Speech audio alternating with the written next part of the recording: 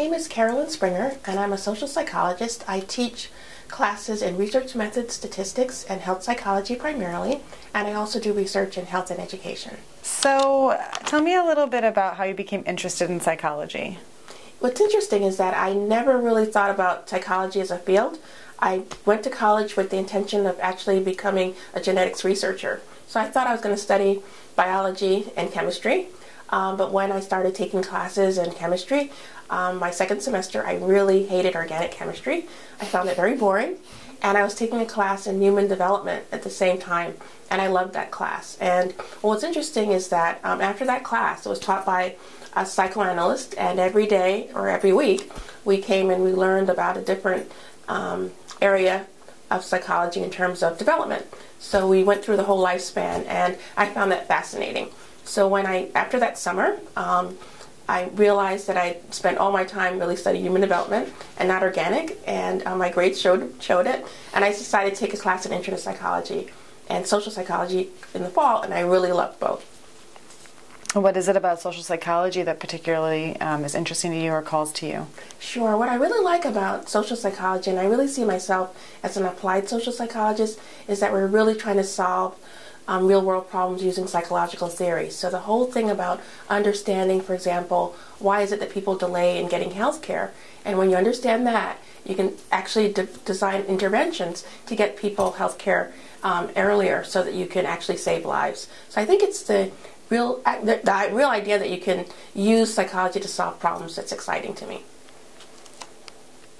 And how do you think what psychologists actually do differs from what the general public thinks psychologists do?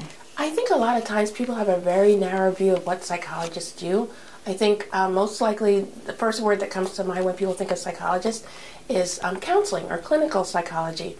And actually psychologists do a wide variety of things. There's psychologists, for example, who work in educational settings trying to understand how to improve schooling so that kids have higher performance. There's psychologists who work in the business world or in organizations trying to understand how you can get organizations to change when they need to change and really talk about organizational dynamics.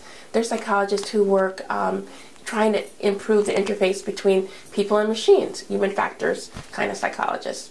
There's psychologists who are more interested in memory and thinking and how do you improve people's understanding of the best way to process information and to make decisions. So psychologists really work in a variety of disciplines, and it's much, much more broader than people think.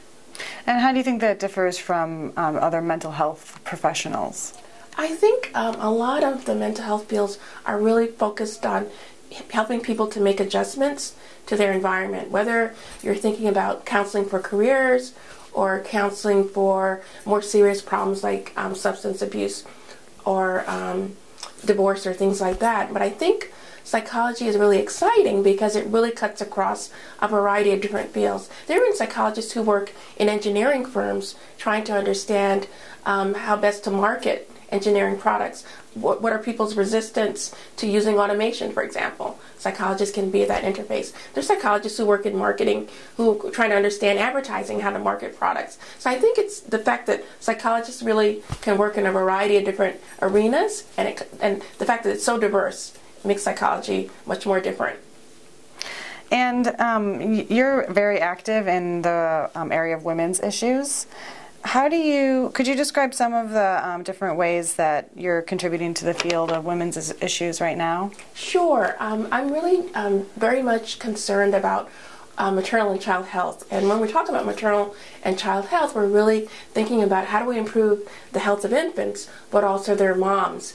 And one of the things that we're really concerned about is that when you look at the healthcare system and current healthcare issues, there's still disparities for African American women and other minority women in terms of both accessing health care, but also attitudes and beliefs about health. And really trying to understand, for example, what is it when we're thinking about gender issues, when we're thinking about issues of race and ethnicity, how do they all intersect and interact?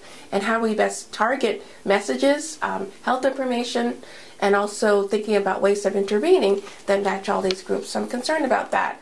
I'm also concerned about when we're thinking about women's health issues, the fact that a lot of times women will put themselves behind others because they're involved in so much. A lot of times women are more concerned with their families, and their health gets neglected. So one of the things I'm really concerned about is making sure that women understand that in order to really take care of others, they also need to take care of themselves. I think the social environment also, still in a lot of societies, is such that a lot of women suffer low self-esteem, suffer from depression, because just the way of limited opportunities. So making sure that people understand that a lot of times when we see mental health issues among women, it's not just an individual perspective, but also a political perspective that we need to understand. How is it that the very structures of society sort of impinge on women so that it impacts their health and mental health? I think that's important too.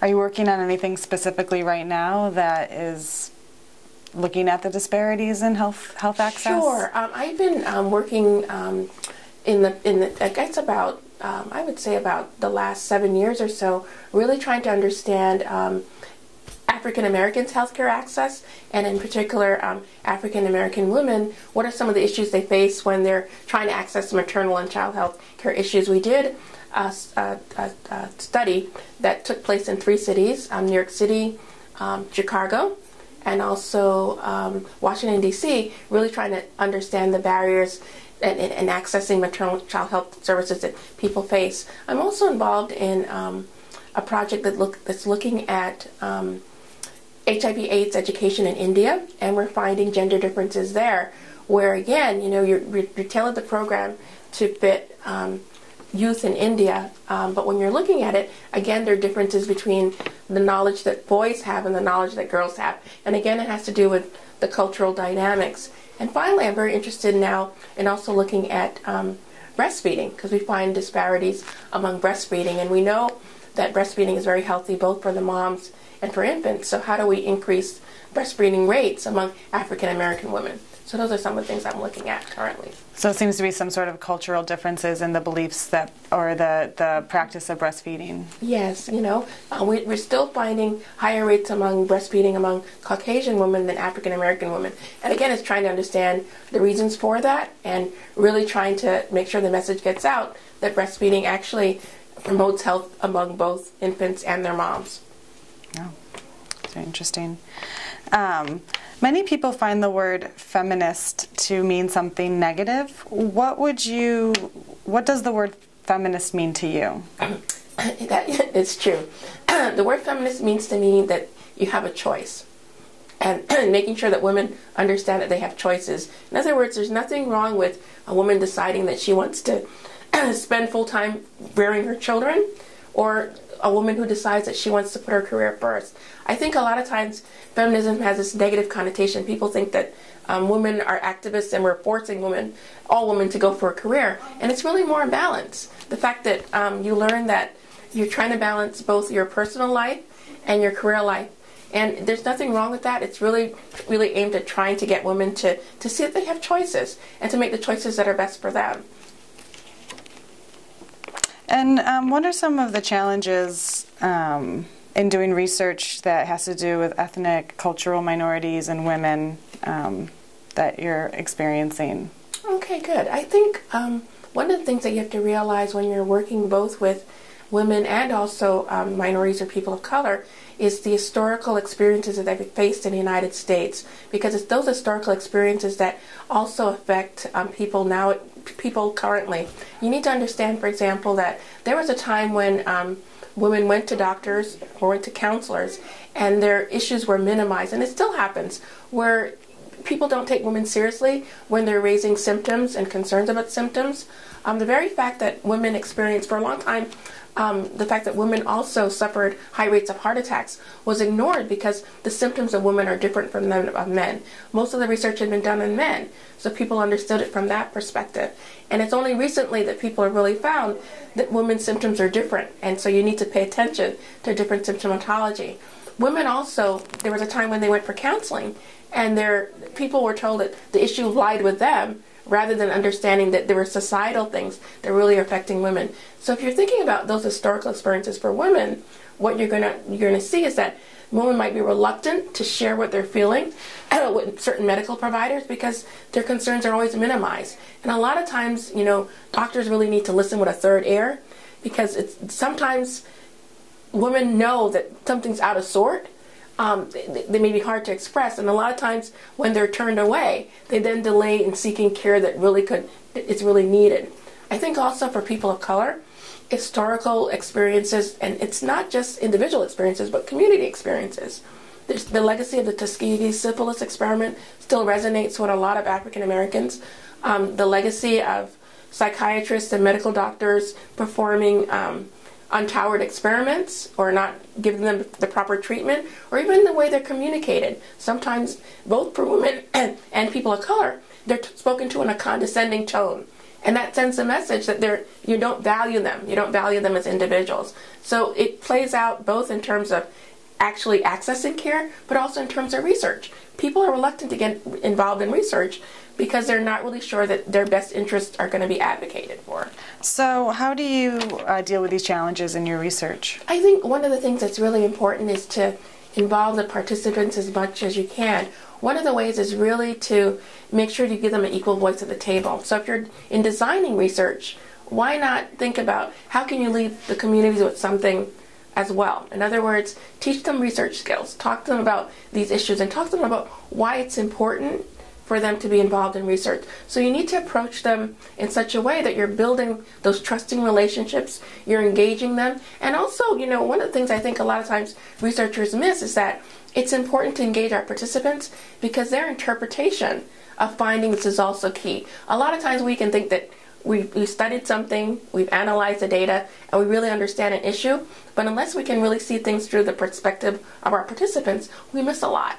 So if we can engage people at the beginning of the process and all the way through, we actually also gain much more insight than we would if we were just doing it on our own. And I think but when we're doing this kind of research in the community, both with women and people of color, we need to really make sure that we're actually giving them an actual voice and not lip service. We really want to make sure that they feel that they're engaged and we treat them as respected members of our team. And the other thing I think it's important for us to keep in mind is that this kind of research takes longer, but it's actually much more richer because then you really need and you really understand better what people are facing. Yeah, absolutely.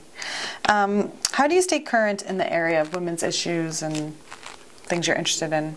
Sure. One of the things I come at it from several different perspectives. One is to keep really up to date with reading academic journals and speaking to people in the field, because I think those kinds of perspectives are key. So keeping grounded in current research is important. But it's also important to read popular magazines because it gives you a sense of what is the community, what are they concerned about, how are they viewing things. I think a lot of times people forget that when you're a professional, you have people who come into your office and say, have you read this article? What do you think about this? And you can't say, well, I don't know because I only read these kinds of journals. You have to be able to engage people where they're at. And a lot of the popular journals also cover health information in a way that people can understand. So you want to have a voice in also trying to, you say, well, this particular article is relevant and timely. This may not apply to you because of such and such. So you need to keep informed. So I think also it's also important to read outside your field because the perspectives and theories from other disciplines are also helpful to us. So sometimes we need to think of things a little differently by looking at research in other areas as well. So I think all those three things are good. Yeah. And what are some future directions for research and practice in the area of women and cultural issues? I think, again, really understanding how culture shapes our worldview, more research on that. If we can understand why is it that people, if you really understand not just individual but community experiences, why people might be reluctant, for example, to seek health care, or what are valued sources of health information in different communities, I think that's important. I think it's important to understand why people avoid certain health messages. I think it's important, one of the burgeoning areas, I think we see things mostly again from women's perspectives, but there are issues in men's health that need to be addressed too. For example, we know that men are still less likely to seek both health care for their physical health and for their mental health care. A lot of men are dealing with depression that's untreated, are dealing with anger issues that are untreated, and those issues affect women too. So we still need to think about, dealing with men's health issues. I think in terms of, again, not only understanding how people process health information, but how they make health decisions. Like who do they involve when they're trying to make decisions about their health? How do they use information?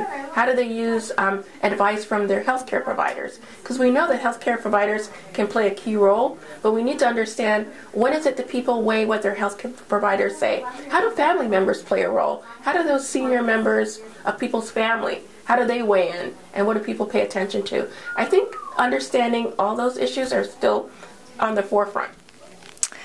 How do you see some issues related to psychology education? I think one of the key things we always have to remember is that it's important for us to have a diverse group of psychologists. So we need psychologists that come from a variety of ethnic and cultural and racial and when we're thinking also sexual orientations, we need a diverse group of psychologists, because if you're going to work with a diverse group of people, it helps if you can understand where they're coming from, understand the historical experiences they face, and also understand the day-to-day experiences that they're facing. I know in times of recession, a lot of times people turn to looking for more practical occupations, things that seem to have a direct tie. So, for example, majoring in business or majoring in the hard or physical sciences. And the thing we have to remember is that psychology really cuts across a wide variety of disciplines. So the skills you learn in writing, in research, in critical thinking, in problem solving can apply to any field. It's a good grounding for understanding people you interact with on a day-to-day basis, but also people you're going to interact with in your work or occupation, and in your family. So I think psychology has a great application to a variety of different fields. It's a good field to start out in if you're planning to go into medicine, if you're planning to go into law, if you're planning to go into business, if you're planning to go into graduate school in psychology. I think the other thing we have to realize is that even though we have to make sacrifices sometimes to get a higher degree in terms of getting a master's or a doctorate in psychology, is that education changes the way you see the world. So I think sometimes we can get very narrowly focused on only getting a job, but we also need to think about how can psychology really change the way we see the world and the way we can apply psychology to solving problems. And I think that's what makes psychology exciting. Yeah, absolutely. And I want to conclude by asking you, what aspect of your professional career as a psychologist are you most proud of? I think I'm most proud of teaching. It's so funny because sometimes I think back, I was a student who sat in the back of the classroom and who didn't say a word. And I think one of the things, I never envisioned myself as teaching, but I love teaching. And the reason I really love teaching is because so many times when you've been in the field for a while, you take things for granted. And then students ask you a question and you say, well, I've never thought about that. So I find that teaching is exciting because you're continually learning. You're continually trying to figure out ways of explaining things to students in ways that they can understand. And I think the very fact that you can walk into a classroom, engage people in a conversation, ask them what they're interested in, and take it from there is exciting. And I love teaching. I really do.